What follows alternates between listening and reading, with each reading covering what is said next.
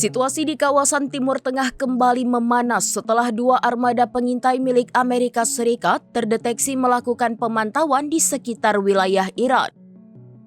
Dilaporkan Middle East Monitor pada Jumat 13 Februari, dua aset yang dikerahkan adalah pesawat intai P-8A Poseidon milik Angkatan Laut Amerika Serikat dan drone pengintai jarak jauh MQ-4C Triton. Pesawat Poseidon diketahui lepas landas dari Bahrain dan terbang di atas jalur strategis Selat Hormuz, perairan vital yang menjadi salah satu rute utama distribusi minyak dunia. Berdasarkan data pelacakan penerbangan, pesawat tersebut melakukan pola terbang melingkar di atas selat tersebut. Misi ini disebut sebagai operasi kedua dalam beberapa hari terakhir. Sementara itu, drone Triton dilaporkan terbang dari Abu Dhabi menuju Teluk Oman dan melakukan pemantauan di dekat perbatasan Iran. Hingga berita ini diturunkan, belum ada pernyataan resmi dari pemerintah Amerika Serikat maupun Iran terkait aktivitas pengintaian tersebut.